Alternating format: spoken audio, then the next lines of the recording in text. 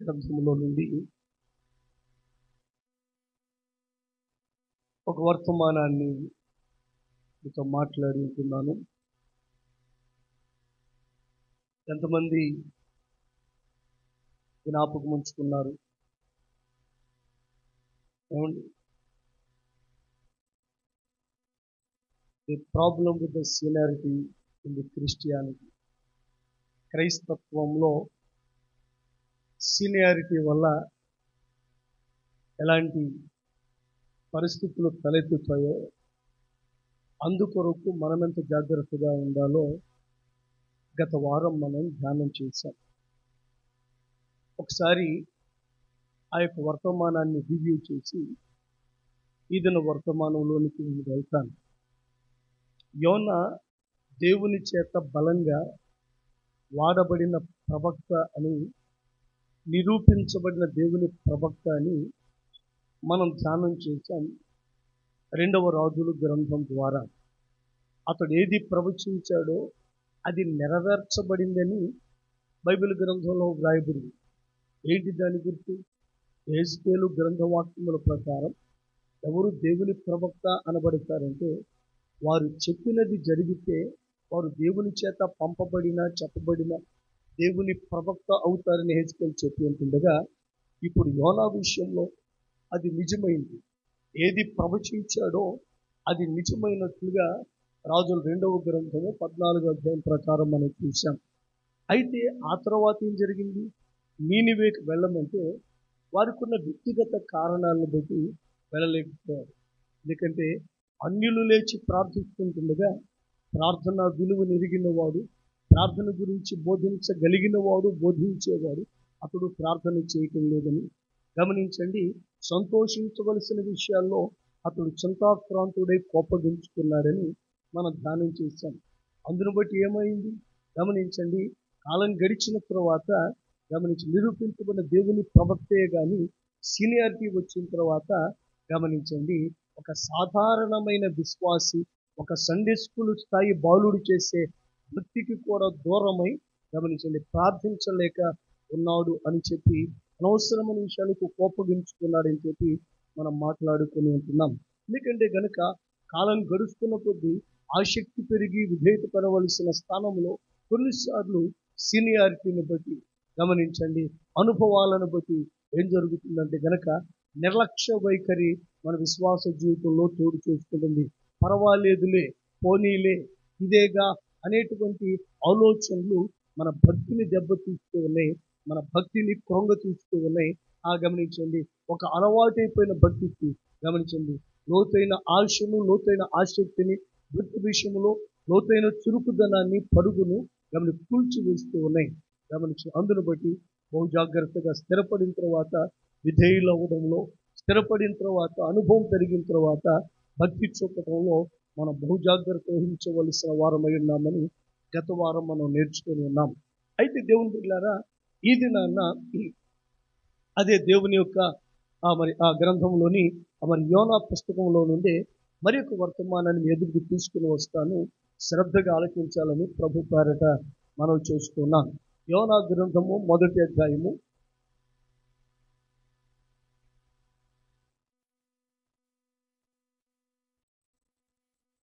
2-3 వచనాలు చదువుదాం. సరే, 1 నుండి 3 వచనాలు చదువుదాం. పేజ్ నెంబర్ 762, యోనా గ్రంథము 1వ అధ్యాయము 3 వచనాలు మనం ధ్యానించేద్దాం. యెహోవా వాక్కు అమిత్తై కుమారుడైన యోనాకు ప్రత్యక్షమై ఇలాగూ సెలవిచ్చెను. నీనివే పట్టణస్థుల దోషము నా దృష్టికి ఘోరమాయను గనుక నీవు లేచి నీనివే మహాపట్టణమునకు పోయి దానికి దుర్గతి కలుగునని ప్రకటింపుము. అయితే యెహోవా సన్నిధిలో నుండి తర్షీషు పట్టణమునకు పారిపోవాలని యోనా యొప్పేకు పోయి తర్షీషునకు పోవు ఒక ఓడను చూచి ప్రయాణమునకు కేవు ఇచ్చి యెహోవా సన్నిధిలో నిలువక ఓడవారితో కూడి తర్షీషునకు పోవుటకు ఓడ ఎక్కెను. దేవుని వాక్యాన్ని ఆలోచిద్దాం. ఇందులో ప్రధానంగా ఈరోజు ప్రసంగం కొరకు మనం దృష్టి పెట్టవలసిన మాటలు ఏమంటే, 2వ వచనము చివరి మాట, దేవుని యొక్క మాట ప్రకటించుము. ఏం చెప్పండి? ప్రకటించుము అన్నది దేవుని యొక్క మాట 2వ వచనం ప్రకారం. 3వ వచనములో గమనించండి,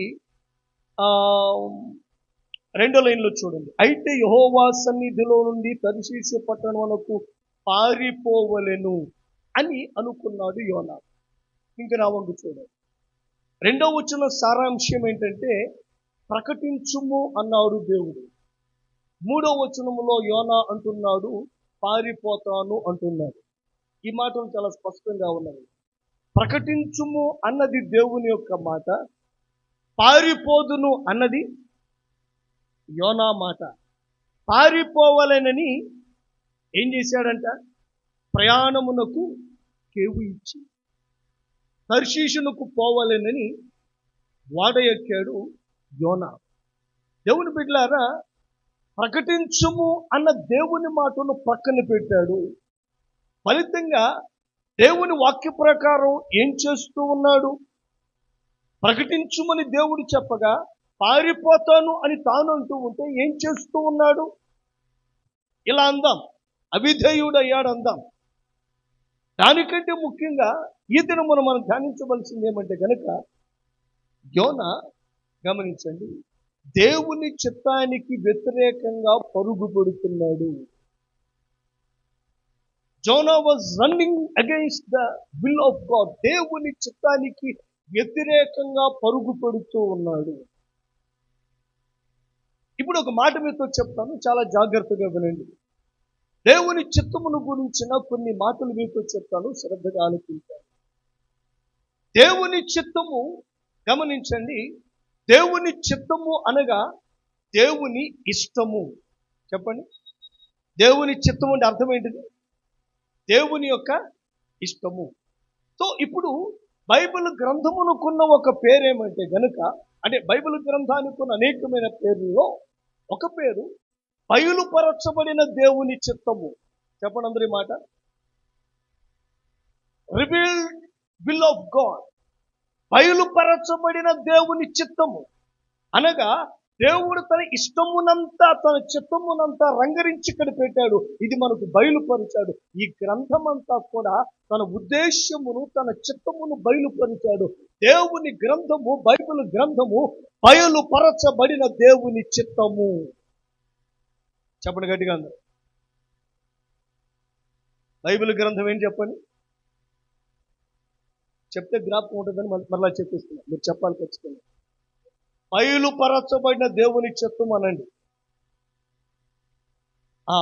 దేవుని గ్రంథము బయలుపరచబడిన దేవుని చిత్తము, రివీల్డ్ వర్డ్ ఆఫ్ గాడ్. బయలుపరచబడిన దేవుని చిత్తము. దేవుడు తన చిత్తమును బయలుపరిచాడు. నిన్ను గురించిన తన ఉద్దేశం, నరహత్య చేయవద్దు, నిన్ను గురించిన తన ఇష్టము బయలుపరిచాడు. నిన్ను వలె నీ పొరుగువాన్ని ప్రేమించుము, నిన్ను గురించిన దేవుని ఇష్టం అది బయలుపరిచాడు. మేలు పొందదగిన వారికి నువ్వు చేయగలిగితే చేయవయ్యా.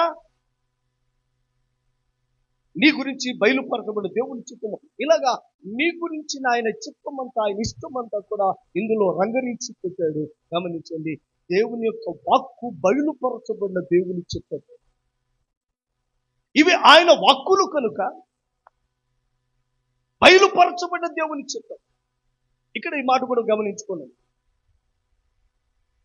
మొదటి వచనం, యెహోవా వాక్కు అమిత్తయి కుమారుడైన యోనాకు ప్రత్యక్షమై ఇలాగు సెలవిచ్చింది.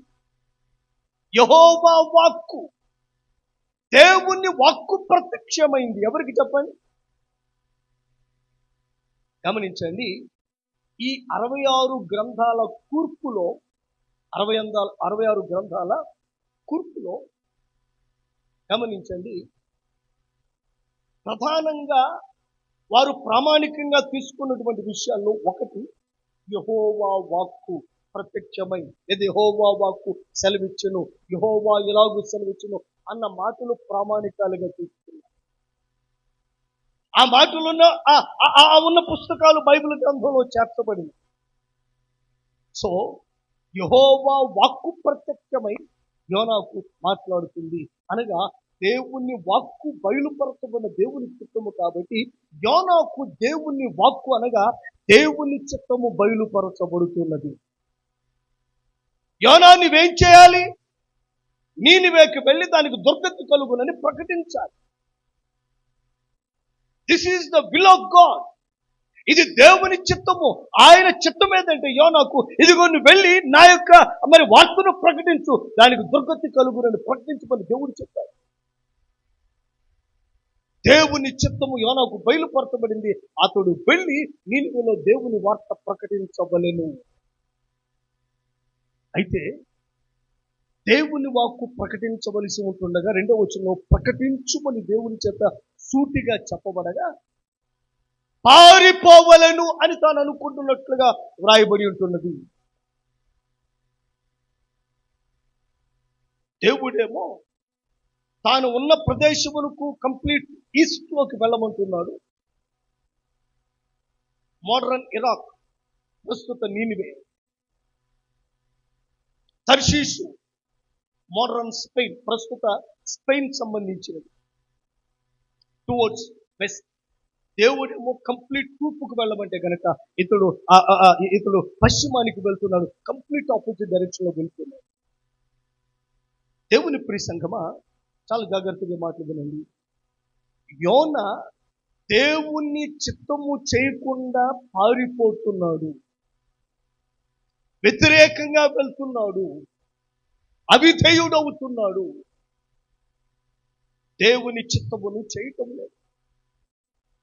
దేవుని చిత్తమును, దేవుని ఇష్టమును నెరవేర్చటం లేదు. రోజున మనం కూడా ఆలోచన చేయాలి. దేవుడు తన చిత్తమును మన పట్ల బయలుపరిచి ఉంటుండగా అవిధేయులమై పారిపోతూ ఉన్నామేమో. గత వారమే మాట్లాడని మాట సందర్భం వచ్చింది కాబట్టి మరొకసారి జ్ఞాపకం చేస్తాను. దేవుని చిత్తానికి వ్యతిరేకంగా నువ్వెంత ప్రయాసపడినా అపజయమే అన్నది నువ్వు ఎప్పటికీ మర్చిపోకూడదు. యోనా యొప్పే వెళ్ళాడు, వాడ ఎక్కాడు, డబ్బులు ఇచ్చి టికెట్ కొనుక్కున్నాడు, కానీ తను అనుకున్నది చేయలేకపోయాడు. దేవుని చిత్తానికి వ్యతిరేకంగా ఒకడు ఎంత దూరం వెళ్ళినా, ఎంత బలం ప్రయోగించినా, ఎంత డబ్బులు ఖర్చు పెట్టినా దేవుని చిత్తానికి వ్యతిరేకంగా ఏ జయము సాధించలేడు. పెట్టుబడి పెట్టాడా? ఎస్. డబ్బులు ఇచ్చి టికెట్ కొన్నాడు.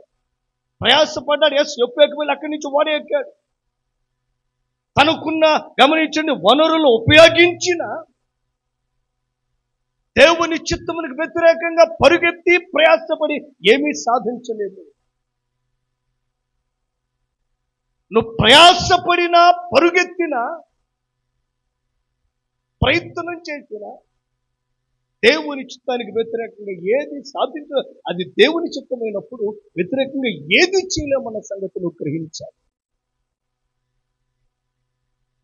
2 ఉదాహరణలు చెప్తాను, సందర్భం వచ్చింది కాబట్టి.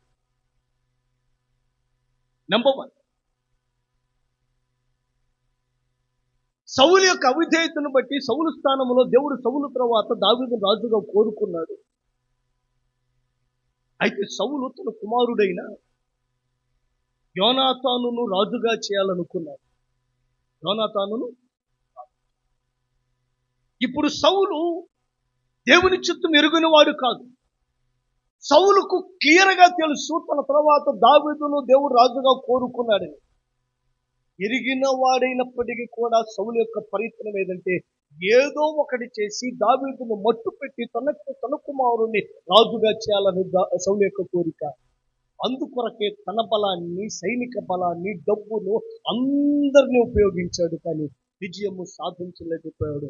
దేవుని చిత్తానికి వ్యతిరేకంగా ఎంత బల ప్రయోగం చేసినా, ఎన్ని ప్రయత్నాలు చేసినా, ఎంతగా ప్రయాసపడినా, ఎంత ఖర్చు పెట్టినా అంగుళము కూడా దేవునికి వ్యతిరేకంగా నువ్వేమీ చేయలేవు. నీ బలం సరిపోదు.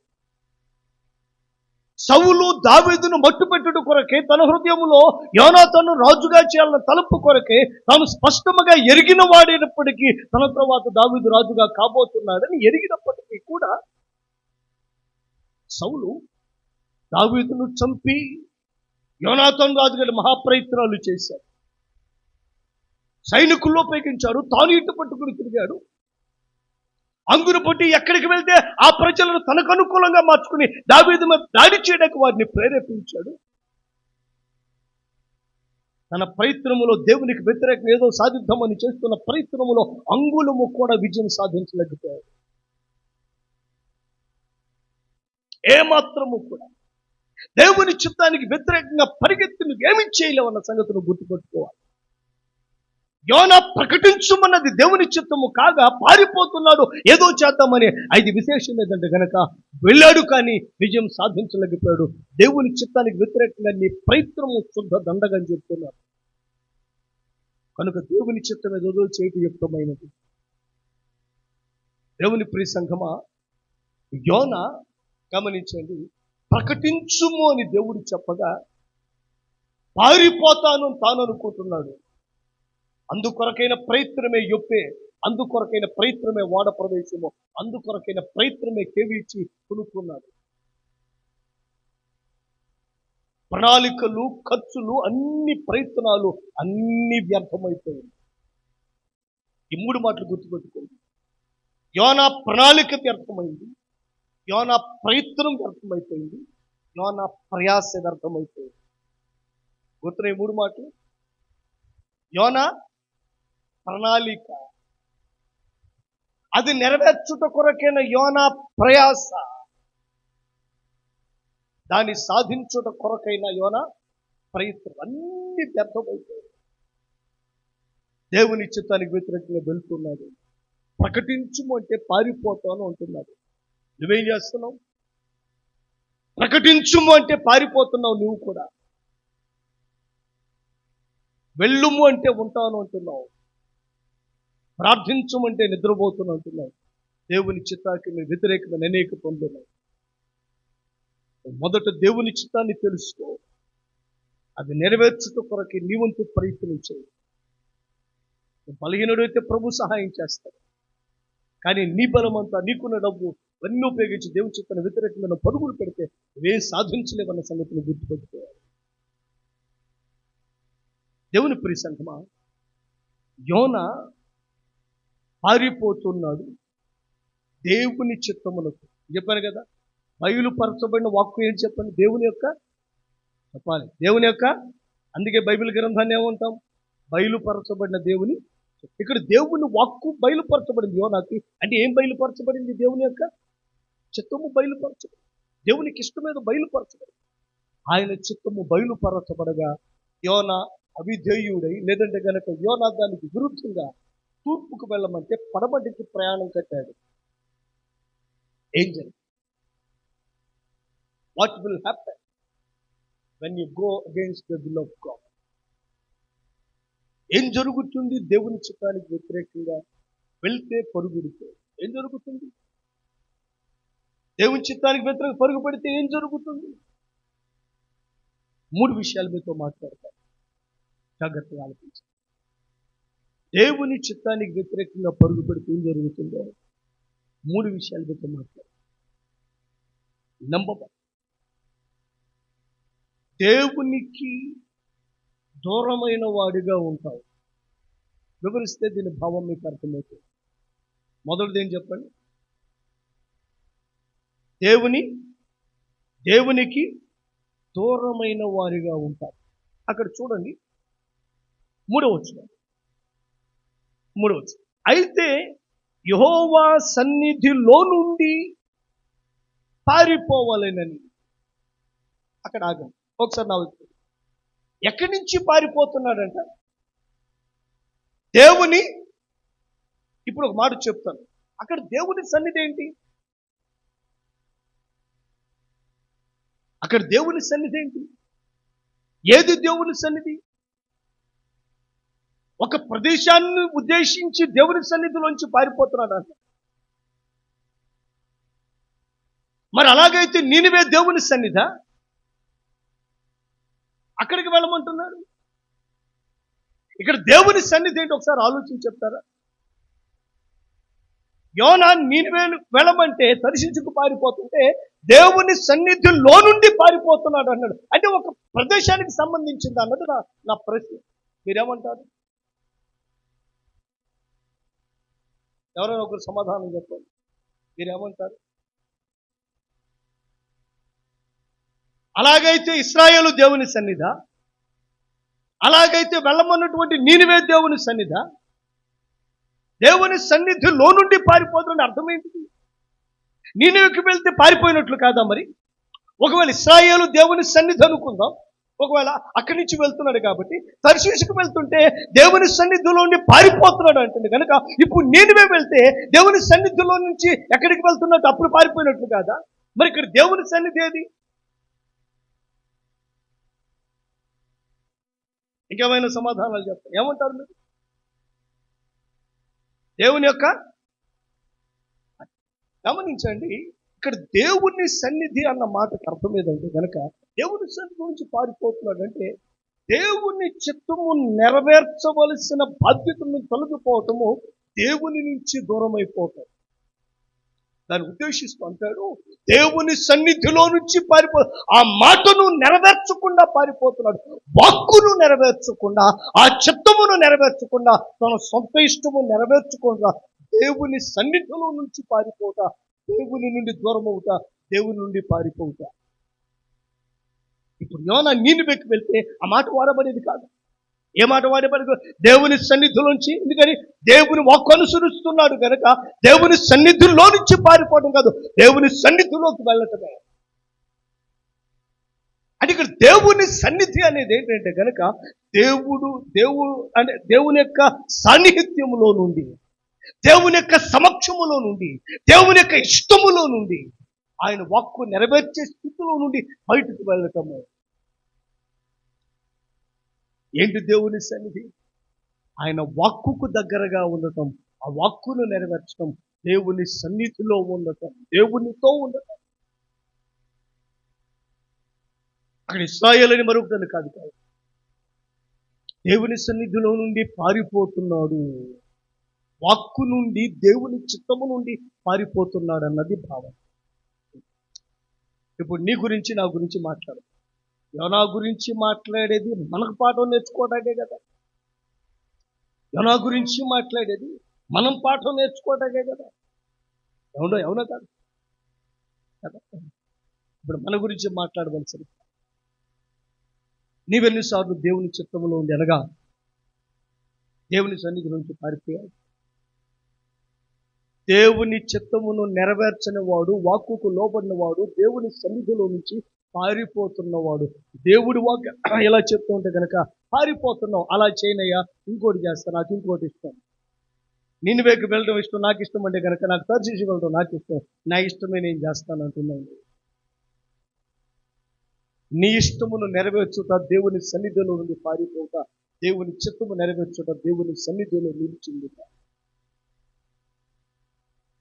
ఇక్కడ దేవుని సన్నిధి వాక్కు నెరవేర్పు బయలుపరచబడిన, తెలియపరచబడిన దేవుని చిత్తము స్పష్టముగా యోనాకు ప్రత్యక్షమై సెలవీయగా చెప్పగా దేవుని చిత్తమును వ్యతిరేకంగా పరిగెడుతున్నాడు.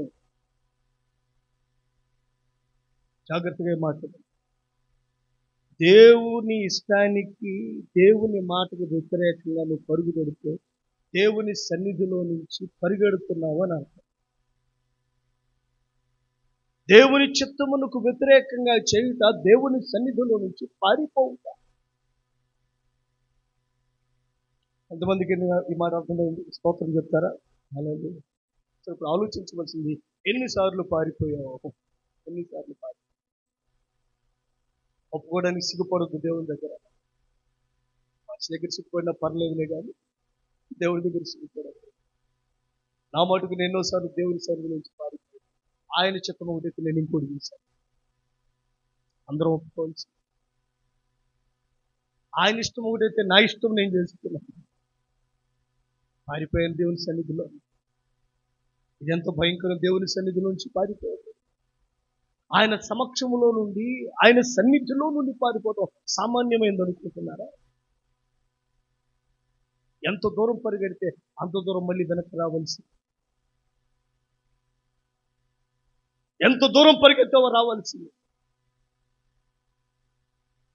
దేవుని చిత్తానికి వ్యతిరేకంగా పరుగుపెట్టిన ప్రతి ఒక్కరూ మరలా ఆయన ఇష్టము నెరవేర్చుట కొరకే వెనుదిరిగి రావలసినదే. దేవుని చిత్తమును నెరవేర్చకుండుట, వ్యతిరేకంగా ఉండుట, దేవుని సన్నిధిలో నుండి పారిపోవుట, దేవుని సన్నిధిలో నుండి వెడలిపోవుట. ఒక మాట మీకు జ్ఞాపకం చేస్తాను. ఒకసారి ఏలియా భక్తుడు అహాబు దగ్గరికి వెళ్ళి ప్రకటిస్తాడు, ఎవని సన్నిధిలో నేను నిలవబడి ఉన్నాను అంటే. అతడు ఉంది ఎక్కడ? రాజ సమక్షములో, రాజుకోటలో ఉన్నాడు. రాజ సమక్షంలో, రాజుకోటలో నేను దేవుని సన్నిధిలో ఉన్నానంటాడు. అనగా దేవుడు ఏలియాకు సెలవిచ్చాడు, వెళ్ళి చెప్పవయ్యా 3.5 సంవత్సరాల వర్షం పడదని చెప్పమని చెప్పాడు.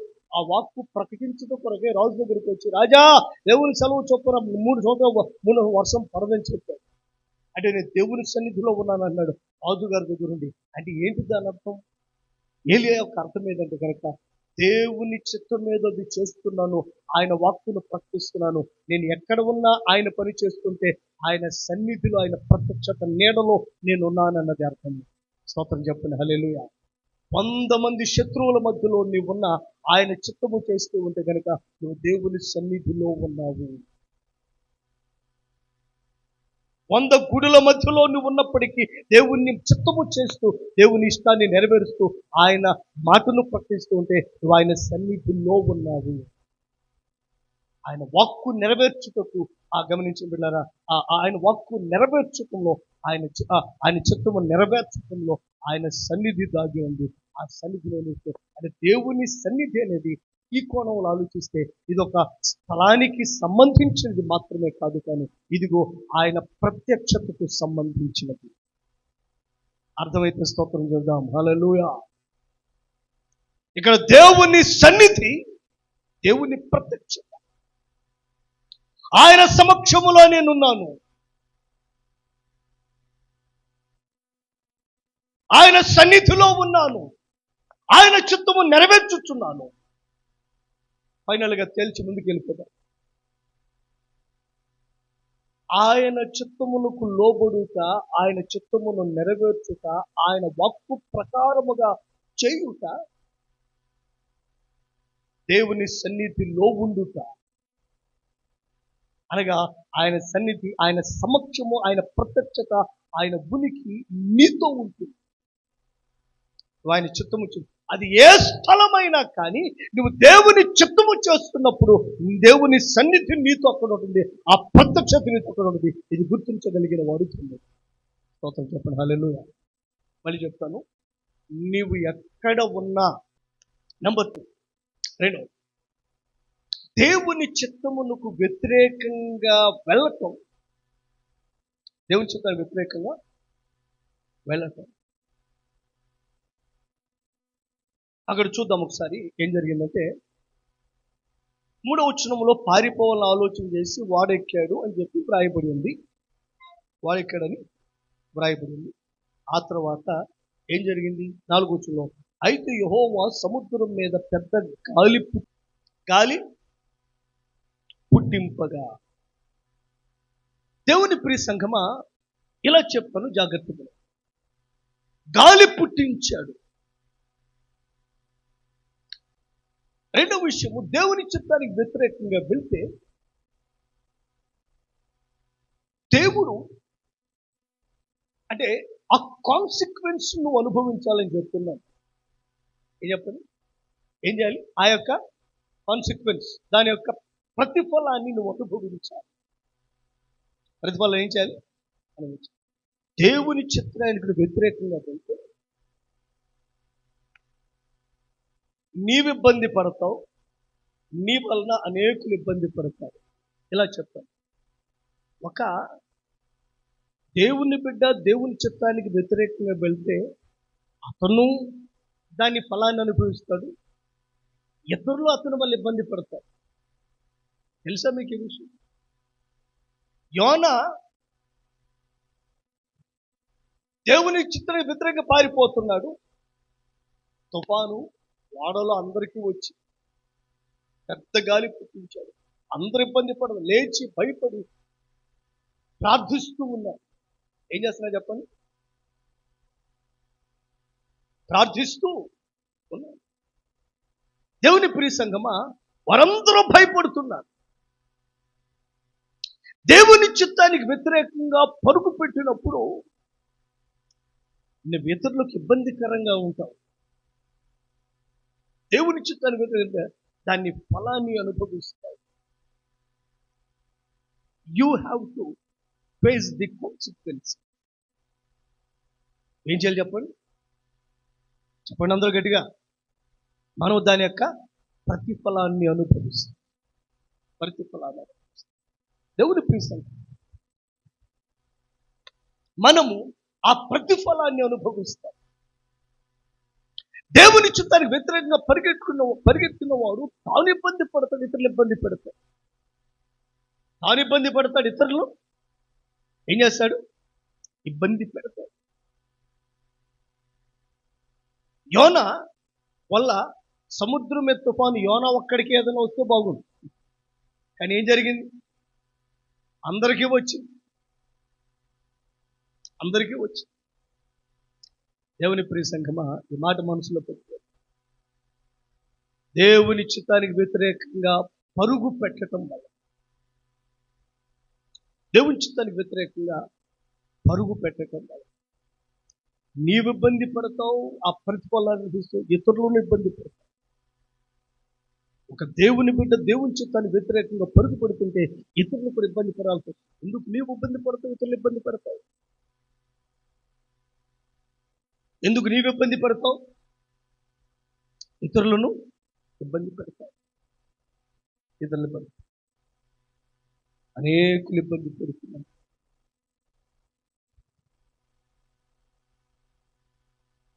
దేవుని ప్రియ సంఘమా, యోనా దేవుని చిత్తానికి వ్యతిరేకంగా వెళ్ళటం వల్ల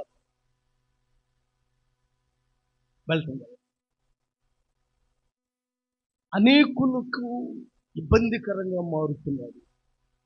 తాను ఇబ్బంది పడుతున్నాడు, ఇతరులు ఇబ్బంది పడుతున్నారు. దేవుని చిత్తములో నుండి పక్కకు వెళ్ళే ఒక వ్యక్తి ఇతరులకు ఇబ్బందికరమైన వ్యక్తి. రెండోది, దాని యొక్క ప్రతిఫలాన్ని, కాన్సిక్వెన్సెస్ అనుభవిస్తాడు. దేవుని చిత్తం కదా, దాని వ్యతిరేకంగా వెళ్ళాడు. ఏమనుభవించాడు? వాంతులో తిరుగాడుతున్నాడు. ఎక్కడ? వాంతులో 3 రోజులు ఉన్నాడు. చెప్పండి, ఎక్కడున్నాడు? వాంతి అంటే ఏంటండి? కడుపులో ఉన్న అరగందే కదా. మరి యోనా అరగలేదు. ఒక పుస్తకంలో ఇలా రాశారు, యోనా బయటకు వచ్చేటప్పటికంట శరీరం మీద ఎర్రగా పసుపుగా మచ్చలతో వచ్చాడు. అంటే ఎంతవరకు నిజమని నాకు తెలీదు. అంటే ఎందుకు అలా రాశారంటే, అలా ఉండవచ్చు అని ఎందుకు రాశారంటే, మనం ఆహారం తీసుకున్న తర్వాత దాన్ని అరిగించడానికి యాసిడ్స్ రిలీజ్ అవుతాయి, లోపల కొన్ని ఆమ్లాలు రిలీజ్ అవుతాయి. అవునా కాదు? ఏవి అరిగించాలిగా, ఫుడ్ని అరిగించాలిగా, అందువల్ల ఆ యాసిడ్స్ రిలీజ్ అవుతాయి. ఇప్పుడు చేప కడుపులో ఫుడ్ లోపలికి వెళ్ళిన తర్వాత దాన్ని అరిగించడానికి యాసిడ్స్ రిలీజ్ అవుతాయి. ఇప్పుడు యోనా యాసిడ్స్ మధ్యలో ఉన్నాడు. 3 రోజుల పాటు ఆ యాసిడ్స్ రిలీజ్ అవుతుంది. అందువల్ల ఇక ఈ ఆమ్లాలు గురైపోయాడు, లోపల ఆ యాసిడ్ దాడికి గురైపోయాడు. అందువల్ల శరీరం అంతా మచ్చలు వచ్చి ఉండవు. తడిలో తేమలో ఉంటే నేను ఒక అరగంట చేతులు తడిలో ఉంటే ఏమవుతుంది? మనకి ముడుచుకుపోతాయి. లోపలంతా కూడా ఏమైపోతుంది చెప్పండి? అలాగైపోతుంది. ముడుచుకుపోయినట్లుగా శరీరం మెత్తగా అయిపోయి యోనా పరిస్థితి దారుణంగా facing the consequences of going against the will of God. దేవుని చిత్తానికి వ్యతిరేకంగా వెళ్ళడాన్ని బట్టి ఆ యొక్క ప్రతిఫలాన్ని అనుభవిస్తూ ఉంటాడు. దేవుని బిడ్డలమైన మనము దేవుని చిత్తం బయలుపరచబడి ఉంటుండగా వ్యతిరేకంగా వెళ్ళడాన్ని బట్టి నువ్వు తేలిగ్గా బయటపడవు. ఇది గుర్తుపెట్టుకోవాలి. నీవు ఇబ్బంది పడతావు, ఇతరులు ఇబ్బంది పడతావు, అదొక ఎత్తు అయితే గనక దానికి సంబంధించిన ప్రతిఫలమును అనుభవించుకోవాలి. వ్యతిరేకంగా వెళ్ళుటలో ఉన్నటువంటి ఆ వ్యతిరేకమైన దానిని యోనా అనుభవిస్తుంది. దేవుని చిత్తానికి వ్యతిరేకంగా వెళ్ళవద్దు అనేది భావన. ఎందుకంటే నువ్వు ఖచ్చితంగా విత్తావు కాబట్టి కొయ్యాల్సిందే అన్నటువంటి భావన. నువ్వు విత్తావు, పండవద్దంటే ఎట్లా? పండుద్ది, వర్షం పడుద్ది, పండుద్ది అంటే. దేవుని ప్రియ సంఘమా, ఖచ్చితంగా దాని విషయంలో వారును భరించాలి. రెండోది, ఒక దేవుని బిడ్డ దేవుని చిత్తానికి వ్యతిరేకంగా వెళ్తే ఎంతోమంది ఇబ్బంది పడాల్సి వస్తుంది. ఎంతోమంది దేవుని చిత్తానికి వ్యతిరేకంగా వెళ్ళడం ఎంతోమంది ఇబ్బంది పడాల్సి వస్తుంది. యోనాని బట్టి వారిలో వాళ్ళందరూ ఇబ్బంది పడుతున్నారు. దేవుని చిత్తానికి వ్యతిరేకంగా పారిపోతున్నారు. దేవుని బిడ్డ, దేవుడు నిన్ను చేయమంటుంది ఏంటి? నువ్వు చేస్తున్నావు. నీ వల్ల ఇబ్బంది పడుతున్నావు. దేవుని చిత్తానికి వ్యతిరేకమైన అనేక ఇబ్బందులు గురిచేయి. మూడో విషయంతో మాట్లాడుతుంది. When you're going against the will of God, దేవుని చిత్తానికి వ్యతిరేకంగా వెళ్ళినప్పుడు గాడ్ డిసిప్లిన్, దేవుడు క్రమశిక్షణా చర్యలు తీసుకుంటాడు. ఏం చేస్తాడు చెప్పండి? దేవుడు ఏం చేస్తాడు? క్రమశిక్షణా చర్యలు తీసుకుంటాడు. గాలిని పంపిస్తాడు. చేప మృంగునట్లు చేస్తాడు.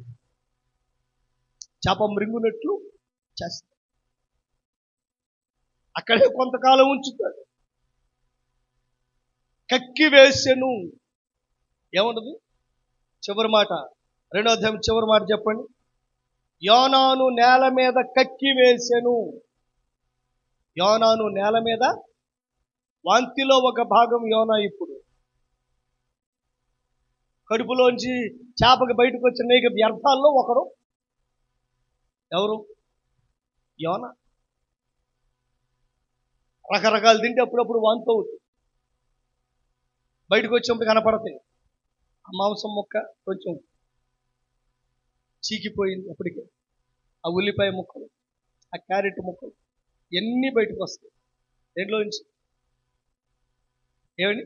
సగం అరిగి అరక్కున్నాయి కదా, అవన్నీ బయటకు వచ్చాయి. అలా అయిపోయాడు యోనా అంటున్నాను నేను.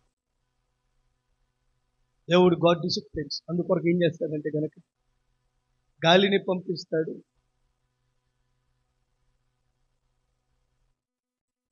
తిమింగలాన్ని పంపిస్తాడు. తుఫాన్ను పంపిస్తాడు. వాడవారు విసిరివేయినట్లు చేస్తాడు. This is the action plan of God. God's disciplinary action అంటున్నారు. దేవుని క్రమశిక్షణా చర్య. దేవుని ప్రియ సంఘమా, నీవు దేవుని చిత్తములకు వ్యతిరేకంగా వెళ్తున్నప్పుడు దేవుడు కొన్ని అనుమతిస్తాడు. దేవుడు కొన్నిటికి ఆజ్ఞాపిస్తాడు. After all God disciplines. దేవుడు క్రమశిక్షణా చర్యలు తీసుకుంటాడు. ఇది మనం మర్చిపోతాం. అందుకొరకు ఏం చేశాడు? ఆయన క్రమశిక్షణా చర్యలో భాగమే గాలిని రప్పించుట. 4వ వచనం చూడండి. 1వ అధ్యాయం 4వ వచనం. అయితే యెహోవా సముద్రం మీద పెద్ద గాలి పుట్టింపగా.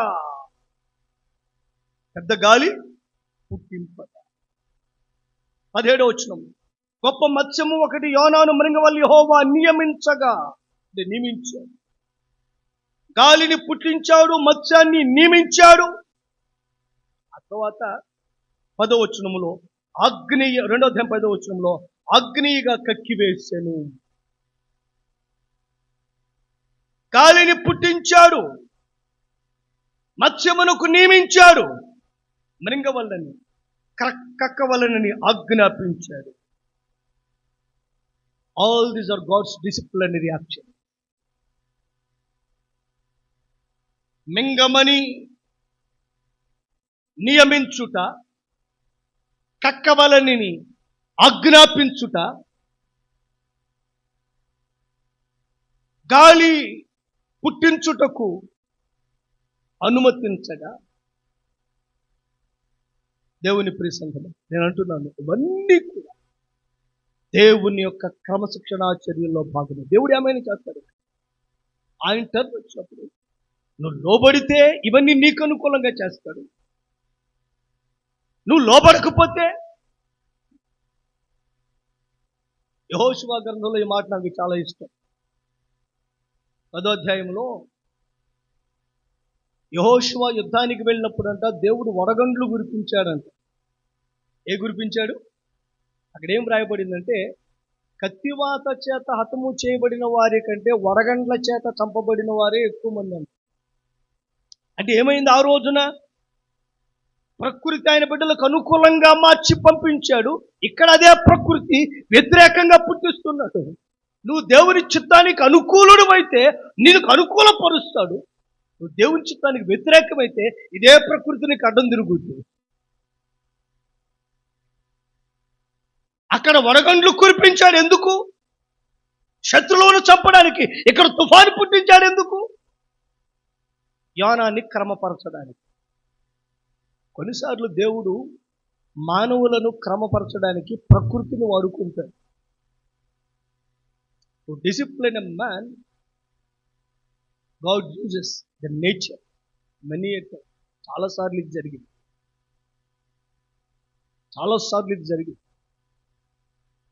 చాలాసార్లు మనిషిని క్రమపరచడానికి ప్రకృతిని వాడుకుంటాడు. యోనాను క్రమపరచడానికే తుఫాను.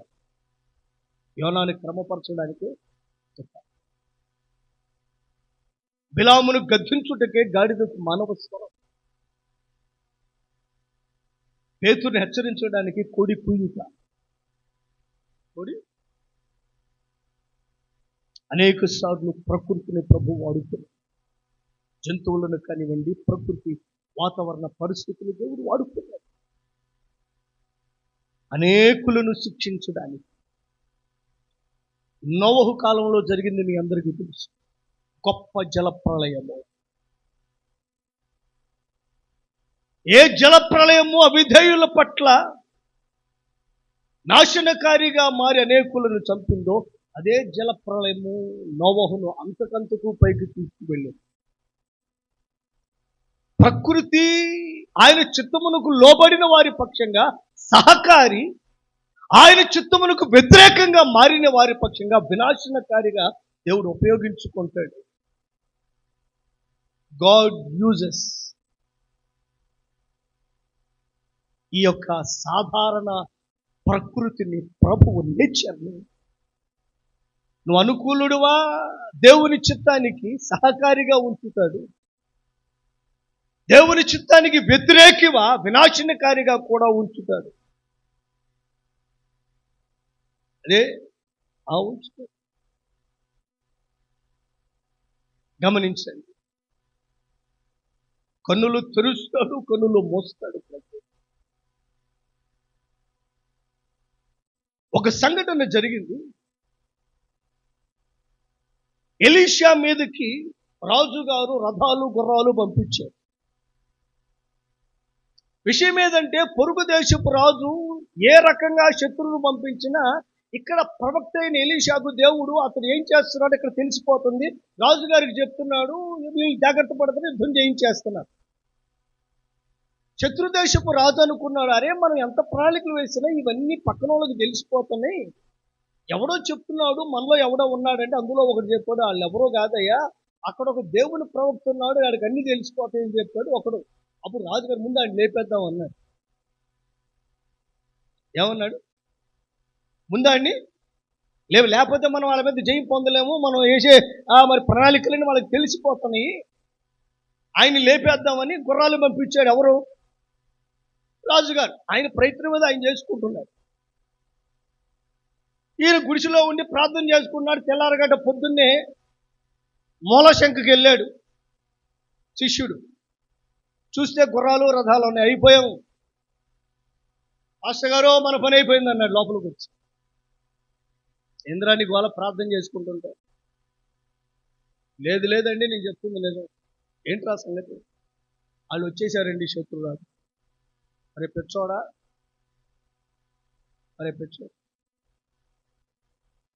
ప్రార్థన చేశాడు. యెహోవా వీడిని కన్నులు తెరవమని దేవుడు కన్నులు తెరిచాడు.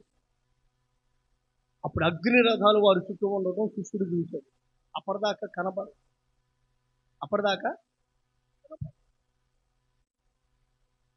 అప్పుడు కన్నులు తెరవబడి. ఇంకో సందర్భములో లోతు మీదకి ఊరందరూ వచ్చారు. ఈడవర్రా పొరుగు దేశం నుంచి వచ్చి మనకు తీర్పు తీరుస్తున్నాడని స్థానిక బలాన్ని ఉపయోగించారు వాళ్ళు. అక్కడ ఎవరు? ఆ రాత్రంతా దేవుడు వచ్చిన వాళ్ళు కళ్ళు మూసాడంట. తెల్లవారులు వెతికినా లోతు ఇంటి గుమ్మం కనపడలేదు. వాళ్ళు బైబిల్ చదవడం మీకు తెలిసి 13వ అధ్యాయం 14వ అధ్యాయం ఆది కాండంలో మాత్రం తెల్లవారులు వెతికినా వాళ్ళకేం కనపడలే, గుమ్మం కనపడ.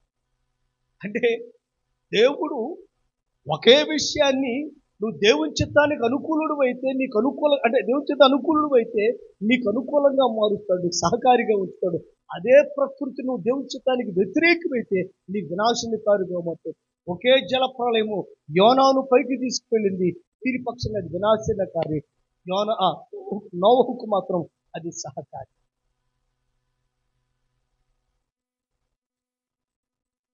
దేవుని ప్రియ సంఘమా,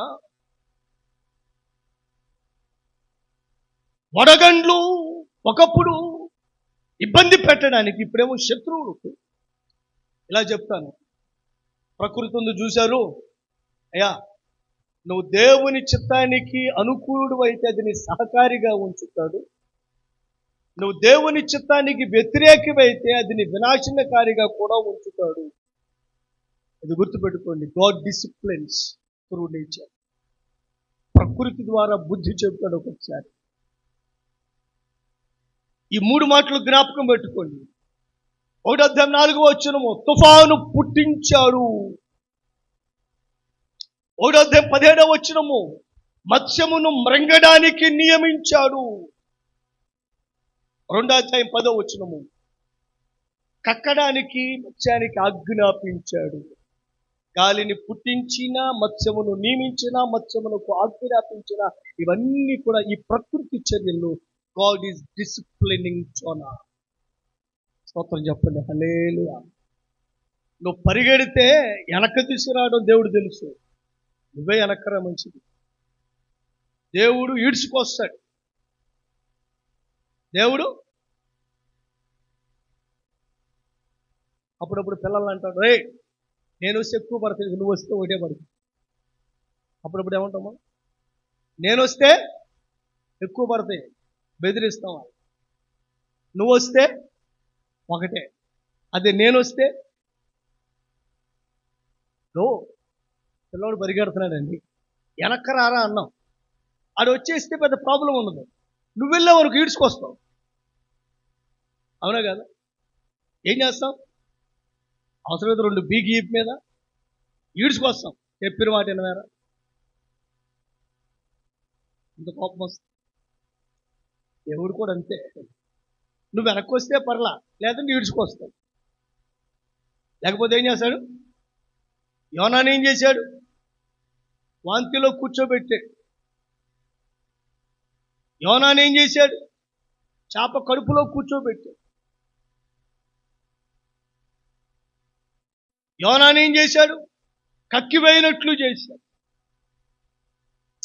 దేవుని చిత్తానికి అనుకూలుడు అయితే నీకు సహకారి ప్రకృతి, వ్యతిరేకమైతే అది నీ పక్షంగా వినాశనకారి.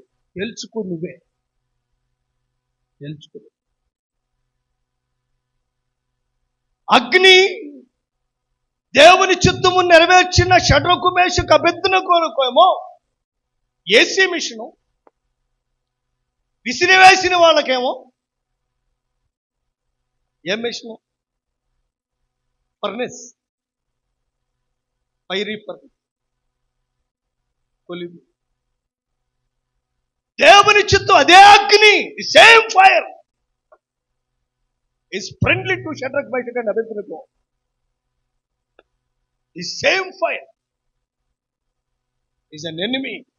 ఒక శత్రువు వలె వారిని కాల్చివేసి, దేవుని చిత్తానికి అనుకూలుడు అయితే ప్రకృతి నీకు సహకారి, వ్యతిరేకమైతే అది నీకు వినాశనకారి. దేవుడు బాగా తెలుసు ఎలా డిసిప్లైన్ చేయాలి. మనుషుల్నే కాదు, జంతువుల్ని, ప్రకృతిని, అగ్నిని, తుఫానిని అన్నిటినీ వాడేస్తాం. ఏం చేస్తాం చెప్పండి? కొన్నిసార్లు మనం ఏం చేస్తాం? అందరినీ వాడేస్తాం, అన్నిటినీ వాడేస్తాం. అవునే, విన్నారా? ఏం చేస్తాం? ఆ మధ్యన కొంతమంది నన్ను వాడేశారు. ఎలాగా? వెళ్తే వెళ్ళారు, నేను పలానా చర్చి వాళ్ళం, అక్కడ చర్చి కడుతున్నాను, మా పాస్టర్ గారి నా ఫోటో చూపిస్తాను. ఏమండి, నన్ను వాడేస్తున్నా. ఒకరోజు ఒక ప్రార్థన బెడ్డాకి వెళ్ళాను, ఒక చోటకి. సరే, ప్రార్థన బెడ్డాకి వెళ్తే, సరే అది కొత్త ప్రాంతం, ప్రార్థనకి రండమ్మా అని చెప్తే, అని చెప్పడం ఒక ఇంటికి వెళ్తే, ఇప్పుడే అమ్మగారు వచ్చి ప్రార్థన చేసి వెళ్ళారన్న. ఎవరై అమ్మగారు? ఇప్పుడే అమ్మగారు వచ్చి ప్రార్థన చేసేది. ఒక క్యాలెండర్ కొనిచ్చి, నా క్యాలెండర్ అప్పుడు ఏంద్రా అని చూసారు కదా, అమ్మగారు వచ్చి ఇప్పుడే ప్రార్థన క్యాలెండర్ ఇచ్చి వెళ్ళారయ్యా అని చెప్పన్నారు. నాకు ఏంటా చూసి ఎవరైంది కనుక మన సహోదరే, మన సహోదరే కాబట్టి చెప్తున్నారంటే కనుక మనం కూడా అన్నీ వాడేస్తాం. మనకు అనుకూలంగా ఉండడం కోసం ఏం చేస్తాం? అన్నీ వాడేస్తాం. సో ఇప్పుడు చెప్తున్నాను, నువ్వు దేవునికి చిత్తానికి వ్యతిరేకవా? తుఫానికి అనుకూల పడిపోతాయి, వడగండ్లకి అనుకూల పడిపోతాయి, జంతువులు అనుకూల పడిపోతాయి, అన్ని నీకు సహకారిగా వచ్చేస్తాయి. దేవుని చిత్తానికి వ్యతిరేకవా? ఇవన్నీ నీకు శత్రువులు అయిపోతాయి. ఈ 3 మాటలు జ్ఞాపకం పెట్టుకో. ఏ జలప్రళయము దేవుని వాక్కు విని కూడా లోబడిన వారికి వినాశనకారిగా మారింది నోవహు కాలంలో. అదే జలప్రళయము నోవహును పైకి తీసుకుంది. రెండోది, దేవుని చిత్తానికి లోబడిన షడ్రకు, మేషకు, అబేద్నెగోలకు ఏ అగ్ని సహకారిగా ఉన్నదో అదే అగ్ని విసిరివేసిన వారికి వినాశనకారిగా ఉంది. వినాశనకారిగా దేవుని ప్రియబిడ్డలారా, ఏ గాలి సముద్రాన్ని వెడగొట్టిందో ఎక్కడ? మోషే కాలంలో అదే గాలి తుఫాను పుట్టించింది. 14వ అధ్యాయం నిర్గమాకాండంలో యెహోవా తూర్పు గాలిని పుట్టించగా సముద్రం పాయలైపోయి, రాత్రంతా తూర్పు గాలిని రప్పించగా సముద్రం పాయలైపోయిందనండి. ఏ గాలి సముద్రమును చీల్చిందో అదే గాలి సముద్రం మీద తుఫాను పుట్టించింది యోనా కాలంలో. The same air. అక్కడేమో సహకారి, ఇక్కడేమో వినాశనకారి. అది నీ మీద ఆధారపడి ఉంది. పాము నీకు ఫ్రెండ్ అయిపోవాలా, ఎదురు కాటేయాలా, నీ మీద ఆధారపడింది. దేవుని చిత్తానికి అనుకూలుడు అయితే చెప్పండి, దేవుని చిత్తానికి అనుకూలుడు అయితే ఇవన్నీ నీకు సహకారులే. దేవుని చిత్తానికి వ్యతిరేకమైతే అవన్నీ నీకు వ్యతిరేకమైతే. సరే, ఎనీవే, గాడ్ డిసిప్లిన్స్. దేవుడు క్రమపరుస్తాడు. రోజున 3 మాటలు చెప్పాను, చాలా జాగ్రత్తగా మాట్లాడాను. దేవుని ప్రియ సంఘమా, మొట్టమొదటిది, దేవుని చిత్తానికి వ్యతిరేకంగా ఏం జరుగుతుంది? యోనా గ్రంథంలో వచ్చి మనం చూసాం. ఎక్కడ దేవుని చిత్తం వ్యతిరేకమయ్యాడు? 1వ అధ్యాయం 2వ వచనం చివరి మాట, ప్రకటించుమన్న దేవుని వాక్కు, దేవుని చిత్తం. పారిపోతాను అన్నది యోనా మాట 3వ వచనం. దేవుని చిత్తానికి వ్యతిరేకమైన నంబర్ 1. ఏం జరిగింది అంటే బైబిల్ గ్రంథం మాట్లాడు, దేవుని సన్నిధి నుంచి పారిపోతున్నాడని చెప్తారు. అనగా దేవుని సమక్షము, దేవుని ప్రత్యక్షత, దేవుని సాన్నిధ్యంలో నుండి ప్రక్కకు దేవుని చిత్తానికి వ్యతిరేకమైనది. దేవుని ప్రత్యక్షత, దేవుని సాన్నిధ్యము, దేవుని సమక్షములో నుండి ప్రక్కకు వెళ్తున్నట్టు లెక్క. ఇది నంబర్ 2. దేవుని చిత్తానికి వ్యతిరేకంగా వెళ్ళిన వాడు అతడు ఇబ్బంది పడతాడు, ఇతరులకు ఇబ్బందికరంగా మారతాడు. అతడు ఇబ్బంది పడతాడు, ఇతరులకు ఇబ్బందిగా, ఏదేమైనా ఫలాన్ని అనుభవిస్తాడు. ఇది 2. 3. దేవుని చిత్తానికి వ్యతిరేకంగా వెళ్ళేవాడు, దేవుని చిత్తానికి వ్యతిరేకంగా వెళ్ళేవాడు డిసిప్లినరీ యాక్షన్స్ గురి అవుతాడు, క్రమశిక్షణ చర్యలకు గురి అవుతాడు. దేవుడు క్రమశిక్షణలో తెస్తాడు, లేదంటే క్రమశిక్షణ చర్యలు తీసుకుంటాడు. అందుకొరకు యోనా గ్రంథంలో ప్రకృతిని ఉపయోగించాడు, చేపలను అలాగే తుఫాను ఉపయోగించాడు. తుఫాను వచ్చింది, చేప మింగింది, చేప కక్కింది. దేవుడు ఉపయోగించాడు డిసిప్లిన్. అందుకే చెప్పాను, ఈ 3 మాటలు జ్ఞాపకం పెట్టుకుని చెప్పాను. ఏదంటే అగ్ని, షడ్రకు, మేషకు, అబేద్నెగోలకు దేవుని చేత లోపడ్డారు కనుక వారికి సహకారి, విసిరి వేసిన వారికి దేవుని చేత వ్యతిరేకులు కనుక వారికి వినాశనం. జలప్రలయము సహకారి నోహు పైకి వెళ్ళడానికి, జలప్రలయము వినాశనకారి దేవుని చేత లోబడి పరిచయం. గాలి సముద్రం విడగొట్టడానికి సహకారి నిర్గమాకాండంలో, గాలి తుఫానుకు కారణం ఇబ్బంది పెట్టడానికి యోనా గ్రంథంలో. దేవుడు సమర్థుడు, అన్నిటిని ఉపయోగించుకుంటాడు. నేను క్రమపద్ధతిగా ఏమైనా చేయగలడు, అనుమతిస్తాడు. కనుక ఎన్నడూ దేవుని చిత్తానికి వ్యతిరేకం. ఏంటయ్యా దేవుని చిత్తం? దేవుని చిత్తం, దేవుడు ఆయనకి ఏది ఇష్టమో, నువ్వేం చేయాలనుకున్నాడో అవన్నీ వ్రాయించాడు. అది దేవుని చిత్తమో అలా ఉండును. ఇతరులను ప్రేమించాలి, ఆయన చిత్తం అది నీకు తెలియపరచాలి. నువ్వు దేవుని సన్నిధికి వచ్చి సంఘముగా కూడాలి, ఆ దేవుని చిత్తం అది బయలుపరచడు. ఆ చిత్తం నెరవేర్చు. కృతజ్ఞతగా దేవునికి ఇవ్వాలి, అది దేవుని చిత్తము, దాన్ని నెరవేర్చు. దేవుని పనిలో నువ్వు సహకారిగా ఉండాలి, ఆ దేవుని చిత్తం, ఆయన చిత్తమును వెరిగి అది చేయదు. క్షమించు, ఓర్చుకో, ప్రేమించు, ఇవన్నీ దేవుని చిత్తాలు. బయలుపరచబడి దేవుని వాక్కులు నీ కొరకుంటుండగా, ఆయన చిత్తము నీకు స్పష్టంగా బయలుపరచబడుతూ ఉంటుండగా దానికి లోబడుట యుక్తమైన పని. దేవుని చిత్తమునకు లోబడుట మట్టి కృప ప్రభువు మనకు దయచేయడం. ఆమె అందరూ తలలు ఉంచి ప్రార్థించారు.